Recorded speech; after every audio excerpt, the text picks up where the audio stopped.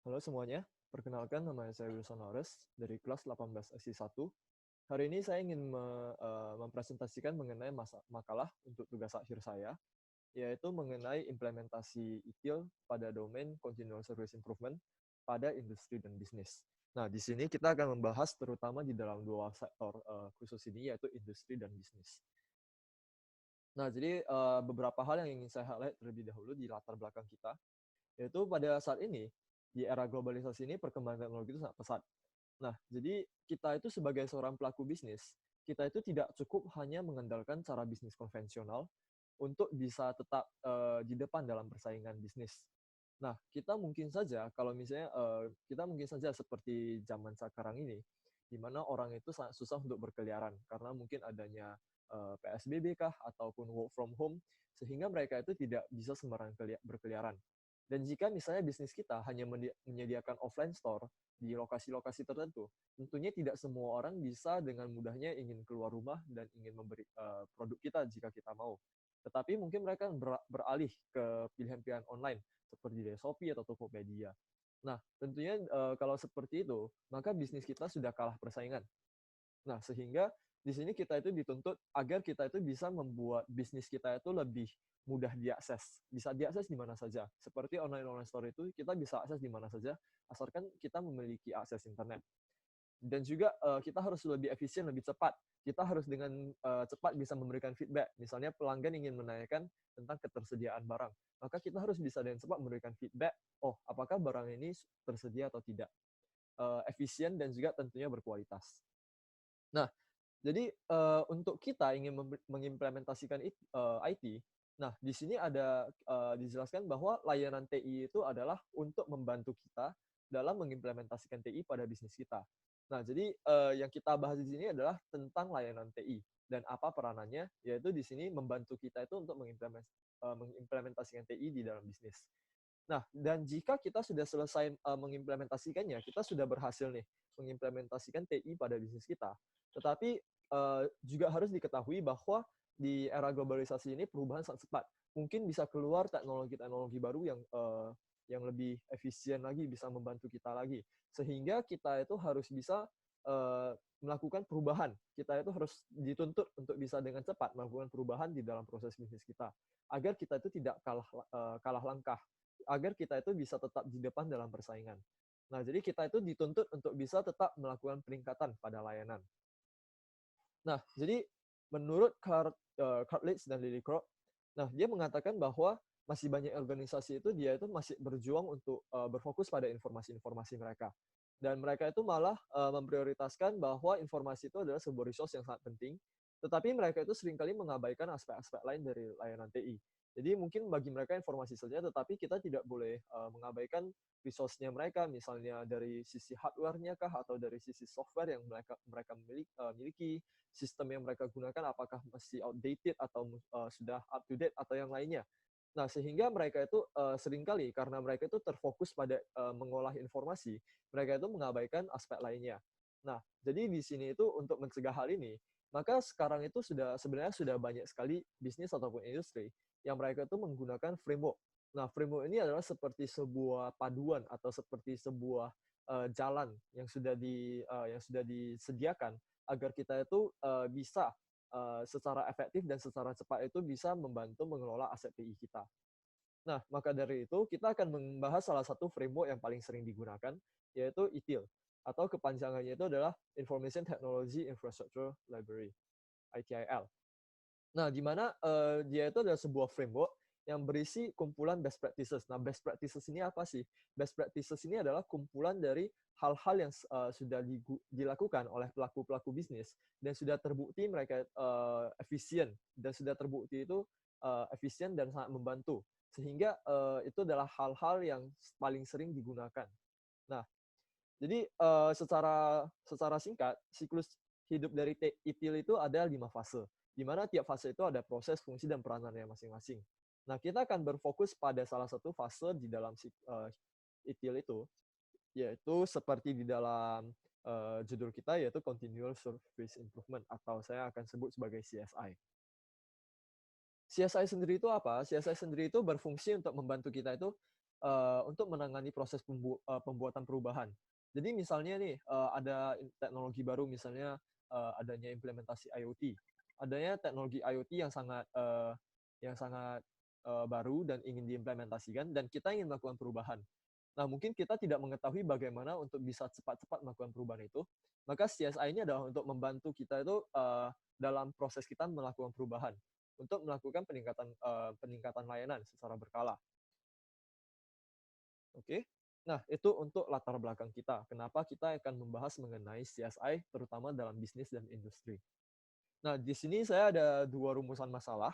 Yang paling utama adalah, pertama, kita itu bisa menganalisa cara implementasi ITIL itu pada industri dan bisnis. Bagaimana kita menggunakan ITIL ini, dan terutama di domain CSI, Continuous Service Improvement, pada industri dan bisnis. Dan juga kita akan menganalisa dampak dan perubahan yang dibawakan kepada bisnis, terutama pada proses bisnis. Nah, tujuannya adalah tentunya agar kita itu bisa mengetahui cara dan best practices di dalam ITIL itu, bagaimana kita gunakan best practices yang ada untuk membantu kita dalam improving aset TI ataupun layanan TI kita. Dan juga yang kedua itu adalah kita itu mengetahui proses bagaimana sih menggunakan CSI ini untuk melakukan sebuah perubahan dalam proses bisnis kita. Nah, lalu manfaat penelitian ini adalah untuk bagi para pembaca yang membaca makalah ini adalah mengetahui apa itu faktor pendukung keberhasilan TI, karena kita akan membahas apakah menggunakan framework ini apakah berhasilkah, apakah ada manfaatnya kah, atau malah merugikan. Lalu kita juga akan mengetahui dampak-dampak dan manfaat apa saja yang dibawakan oleh penggunaan framework daripada kalau kita tidak menggunakan framework. Dan juga bagi penulis sendiri itu kita bisa memahami lebih dalam mengenai framework, dan juga kita itu bisa memahami dampak dan faktor pendukung, serta apa itu manfaat dari menggunakan framework. Nah, secara singkat kita akan langsung ke landasan teori kita, yaitu yang pertama mengenai ITIL itu sendiri.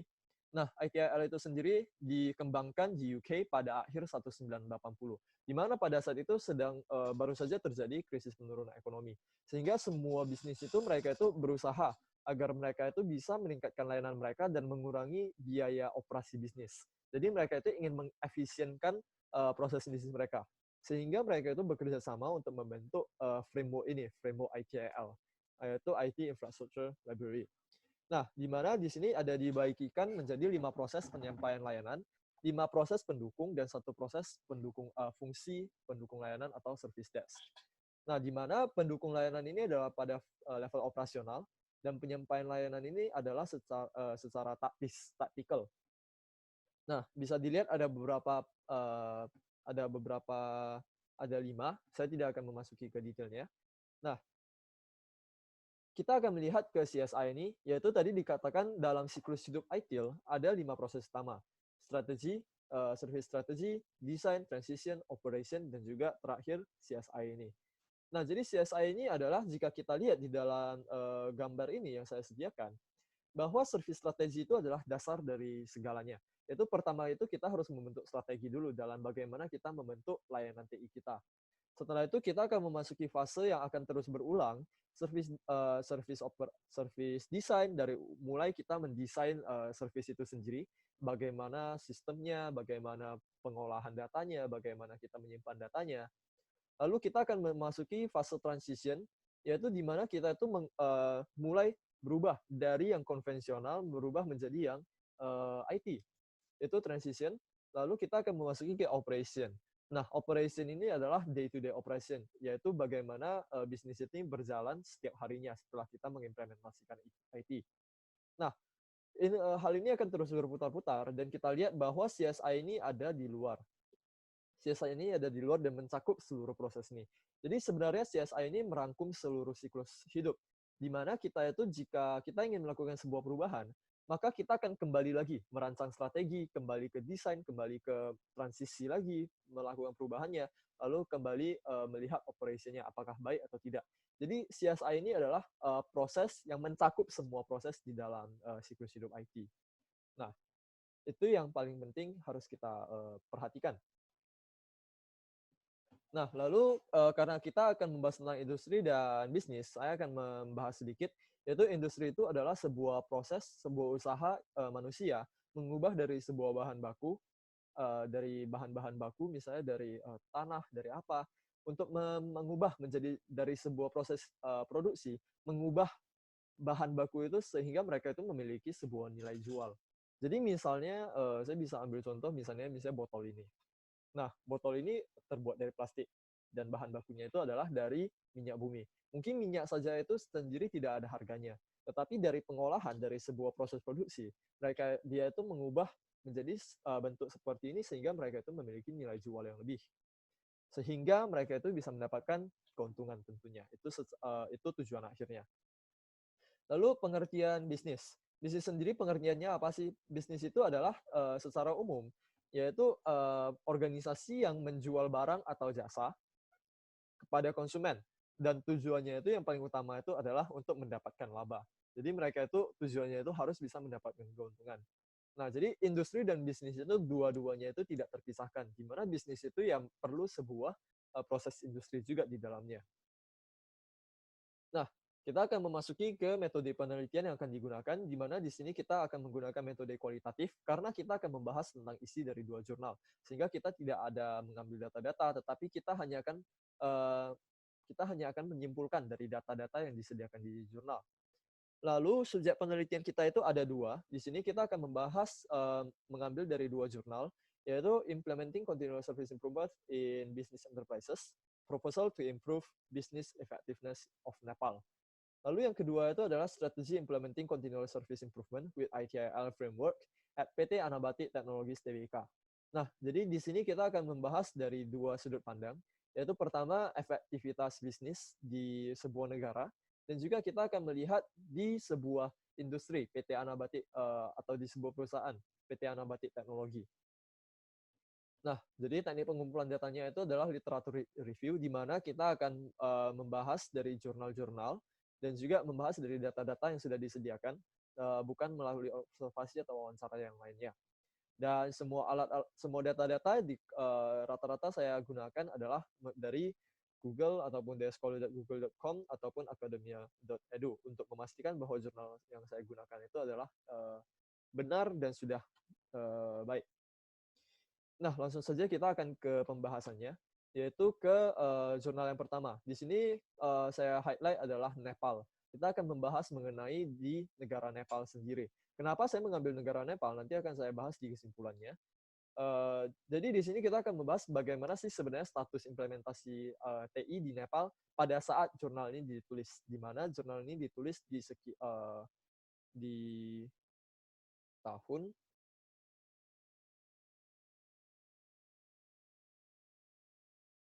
di tahun 2019 kalau saya tidak salah. Nah, jadi kita akan melihat bagaimana sih sebenarnya implementasi TI pada saat itu. Nah, jadi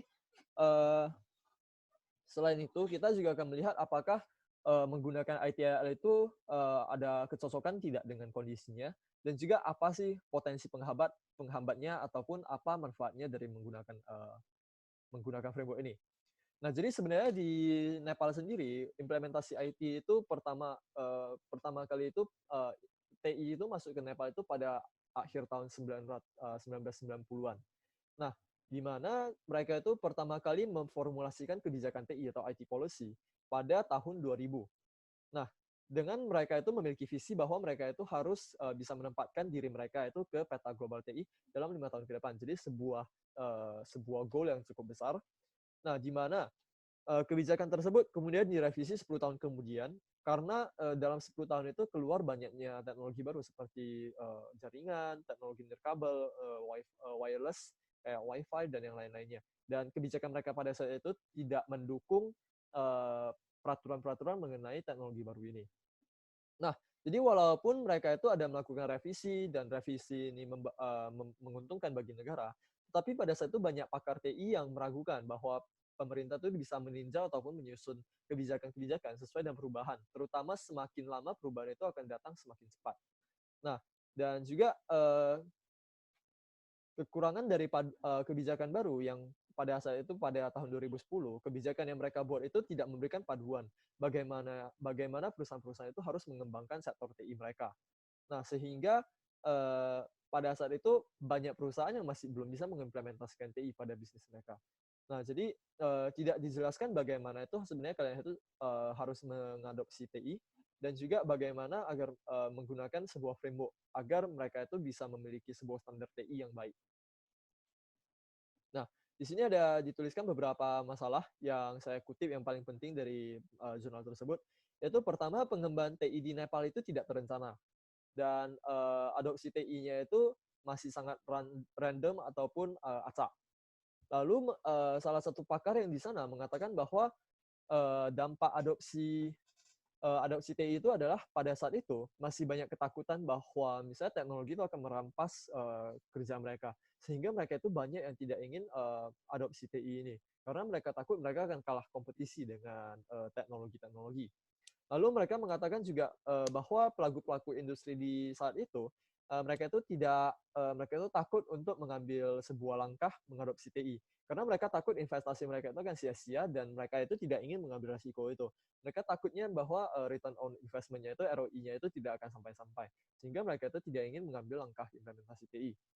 Nah, lalu di sini dari faktor-faktor ini yang saya dapatkan, mereka itu ada di dalam jurnal ini mereka ada melakukan survei kepada karyawan-karyawan ataupun pelaku-pelaku industri di Nepal pada saat itu dengan menggunakan 7 steps of CSI model, di mana ini sudah terlampir di dalam ITIL, di mana mereka itu ada menentukan beberapa hal yang diukur. Yang pertama, lalu yang kedua itu mereka melihat area apa saja yang kita bisa uraikan secara lebih rinci dan kita hubungan dengan KPI, Key Performance Indicator.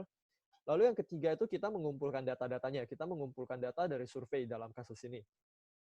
Nah, lalu dari data-data yang kita dapat, kita olah dengan menggunakan critical success factor yang sudah disediakan di dalam ITIL. Nah, jadi di dalam tahap inilah framework ITIL itu berperan penting untuk membantu kita itu bisa merekam data dan mengambil kesimpulan dengan lebih baik. Lalu kita akan menganalisa data, apakah kesimpulan dari data ini membuatnya menjadi informasi yang berguna dan kita bisa mempresentasikannya. Lalu setelah kita melihat data ini, maka kita akan melihat, oh, apakah harus dilakukan perubahan ataukah harus melakukan pengembangan. Itulah 7 step of CSI model, yaitu kita harus mengumpulkan data dulu, mengolahnya, lalu kita putuskan apakah perubahan itu harus dilakukan atau tidak. Nah, jadi dari sini ada beberapa highlight dari survei-survei yang ingin saya ambil, yaitu yang pertama,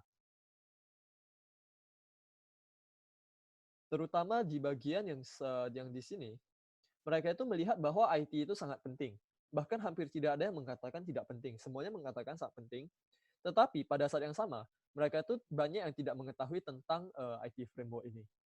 Nah, dan juga kita lihat, pada saat ditanyakan framework mana yang paling sering kalian dengar, banyak yang mayoritas mengatakan tidak ada pernah mendengar apapun.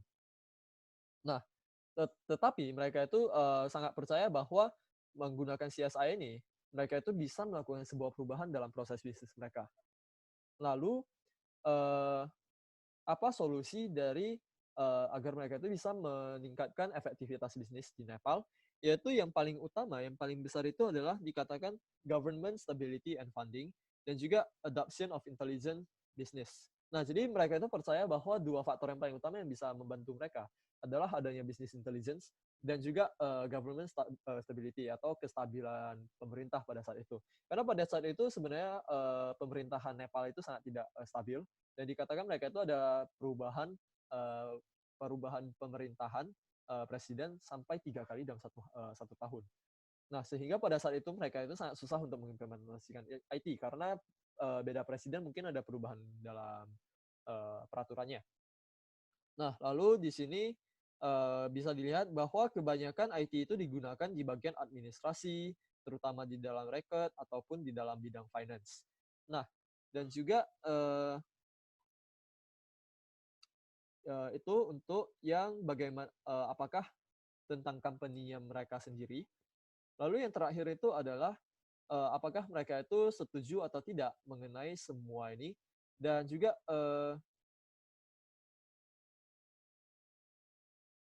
dan juga kita harus melihat apakah di dalam sini ada tingkat kesetujuan antara semua hal ini. Nah, semua pertanyaan ini. Nah, kita lihat bahwa kebanyakan itu masih belum percaya terhadap penggunaan framework di dalam IT mereka. Nah, itu untuk yang pertama. Nah, nanti kesimpulannya akan saya bahas di akhir dari makalah ini. Kita akan memasuki ke jurnal kedua, yaitu mengenai Anabatik Teknologi. Nah, Anabatik Teknologi ini adalah perusahaan swasta nasional di Indonesia sendiri, terbentuk pada tahun 2002 dan merupakan bagian dari Titan Group. Nah, mereka itu adalah salah satu perusahaan terdepan dalam bidang TI di Indonesia, dan mereka itu adalah penyedia solusi layanan TI, terutama di bagian layanan perbankan. Nah, dalam jurnal ini mereka itu ada memfokuskan kepada implementasi IT pada proyek WB, SME Loss, dan juga sistem pemantauan kredit mereka. Nah, di sini kita bisa melihat bahwa mereka itu melibatkan 10 partisipan untuk mengisi penilaian terhadap 152 pertanyaan, di mana itu ada meliputi berbagai tahap di dalam CSI. Nah, di sini kita bisa melihat bahwa nilai yang paling tinggi itu adalah di bagian implementing CSI. Jadi ini menunjukkan bahwa mereka itu sebenarnya sudah cukup siap di dalam tim mereka dalam mengimplementasikan CSI. Karena di dalam kuesioner itu, pertanyaan yang paling banyak dijawab itu adalah mereka itu memiliki sebuah communication strategy dan juga mereka sudah memiliki rencana untuk kedepannya. Jadi dari sini kita sebenarnya bisa mengambil kesimpulan bahwa mereka itu sudah cukup rapi dan cukup tertata sehingga dalam mengimplementasikan CSI itu juga akan sangat mudah untuk mereka. Tetapi di sini perlu kita perhatikan bahwa CSI Technology Consideration itu memiliki nilai yang paling rendah. Nah, kenapa? Karena kita lihat skor 3,65, di mana nilai terendahnya itu 33 dari 50, memilih bahwa mereka itu memiliki software version control yang mendukung aktivitas CSI. Artinya sedikit orang saja yang mempercayai bahwa software mereka itu sudah mendukung CSI. Jadi kita bisa mengambil kesimpulan bahwa mereka itu sebenarnya hanya memiliki software yang versi yang rendah. Jadi mereka itu tidak yakin bahwa mereka itu bisa mengimplementasikan CSI karena teknologi mereka itu tidak memadai. Nah, lalu di sini juga ada service level agreement yang sudah dibuat berdasarkan IT itu, yaitu severity dari sebuah kasus dan juga bagaimana berapa lama harus seorang karyawan atau seorang pekerja itu merespon terhadap suatu masalah. Nah, lalu dari sini kita dan dari kedua ini uh, service level agreement ini adalah digunakan untuk menjembatani jarak antara penyedia layanan dengan user. Nah, jadi dari kedua hal itu kita bisa melihat bahwa ada beberapa faktor kesuksesannya karena kita melihat bahwa mereka itu sudah cukup yakin untuk implementasi CSI ini. Yaitu yang pertama itu mereka itu ada kerjasama yang baik antara sisi bisnis dan teknikal di dalam tim mereka. Dan juga mereka itu sudah memiliki pengarahan jelas dari steering committee, terutama bagaimana untuk mengambil keputusan yang cepat. Lalu mereka itu ada laporan secara periodik untuk memastikan bahwa tujuan-tujuan mereka itu sudah tercapai, dukungan yang baik dari segala pihak, dan juga eksekusi proyek secara teratur. Jadi kita bisa melihat bahwa mereka itu sudah cukup siap, karena mereka mengatakan bahwa mereka itu sudah memiliki strategi dalam komunikasi, bagaimana mereka itu bisa berkomunikasi dalam tim, dan juga rencana-rencananya. Nah, saya akan masuk ke pembahasannya. Kenapa saya mengambil negara Nepal di sini? Karena pada saat itu Nepal itu adalah salah satu negara berkembang, sama seperti Indonesia. Jadi mungkin kemungkinan besar semua hal yang ada terjadi di sana itu bisa saja terjadi di Indonesia. Nah, di sana beberapa respon yang mencolok itu adalah bagaimana mereka itu terhambat dalam pengembangan TI mereka. Adalah pertama, pemerintahan yang kacau, kurangnya sumber daya TI yang memadai pada saat itu karena tidak banyak IT expert di sana. Tidak ada banyak ahli TI di sana. Sehingga mereka itu takut bahwa pengembangan TI itu tidak ada orang yang bisa mengelolanya. Nah, jadi di jurnal ini kita bisa melihat bahwa mungkin implementasi framework itu tidak akan mencapai tujuannya atau tidak akan bermanfaat jika kita implementasikan sekarang. Nah, selain itu juga banyak orang yang masih kurang mengetahui mengenai framework-framework ini. Dan juga seperti yang tadi saya katakan, banyak pelaku bisnis yang tidak berani untuk mengambil langkah untuk mengimplementasikan TI pada bisnis mereka sepenuhnya. Nah, Tetapi dari berbagai masalah ini tidak berarti bahwa penggunaan framework ITIL CSI ini tidak dapat dijalankan. Tetapi kita bisa mengasumsikan bahwa jika semua masalah seperti government, seperti sumber daya, seperti pengetahuan sudah bisa dihilangkan, bisa diselesaikan, maka tentunya mereka itu bisa mengadopsi CSI ini untuk membentuk sebuah lingkungan TI yang teratur, dinamis, dan juga fleksibel. Lalu yang kedua itu kita melihat ke Anabati, di mana mereka itu sudah memiliki rencana yang matang, seperti yang tadi kita katakan, tim mereka itu sudah memiliki rencana yang matang dan juga SOP yang baik. Tetapi salah satu faktor penghambat mereka dalam mengimplementasikan IT itu adalah penggunaan software versi lama. Nah, jadi kesimpulannya, yaitu yang pertama di Indonesia sendiri, kita mengambil contoh dari negara Nepal dan kita melihat ke Indonesia sendiri. Di Indonesia sendiri itu UU di sektor TIK itu sudah cukup berkembang sebenarnya, di mana saya ingin highlight di sini adalah, eee, nah di sini kita ada melihat banyaknya UU yang dibuat dan seiring zaman itu selalu direvisi, terutama di sektor TIK.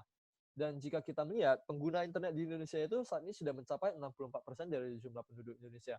Dan diperkirakan bahwa angka-angka ini akan naik sebanyak 10% setiap tahunnya. Jadi kita itu tidak boleh terlambat dalam mengimplementasikan ITIL atau sebuah framework untuk meningkatkan layanan TI di dalam Indonesia. Nah, di sini ada dibuat sebuah demografi mengenai penggunaan layanan internet di Indonesia. Nah, sebenarnya kita jika melihat Indonesia sudah cukup siap karena dari segi pemerintahan sudah cukup stabil dan juga banyak orang-orang yang ahli TI di Indonesia sendiri. Dan juga pada saat ini sudah banyak muncul perusahaan-perusahaan e-commerce yang bermunculan sehingga mereka itu ya dari saya sendiri mengatakan bahwa sebenarnya Indonesia sudah cukup siap dalam mengimplementasikan IT/IL terutama dalam domain CSI. Nah, tetapi harus memperhatikan apakah dalam mengimplementasikannya itu bisa mengganggu alur kerja atau tidak. Karena jika tidak, bisa saja mereka itu akan terganggu dalam operasi day to day-nya jika tidak dilakukan dengan baik. Nah, jadi beberapa sarannya itu adalah sebelum kita mengimplementasikan CSI, terutama ITIL, yaitu kita harus analisa dulu kebutuhan perusahaan, menentukan metode-metode yang digunakan sebelumnya, dan juga memastikan dulu pembangunan infrastruktur, struktur organisasi, pengelolaan yang baik itu harus dipastikan dulu. Sehingga dalam pengembangan IT, pengembangan TI, itu semua akan berjalan lancar dan tidak akan menimbulkan masalah kepada operasi bisnis secara day to day. Nah, kira-kira seperti itu untuk makalah saya. Jika ada yang masih kurang, mohon dimaklumi dan mohon dikoreksi. Terima kasih.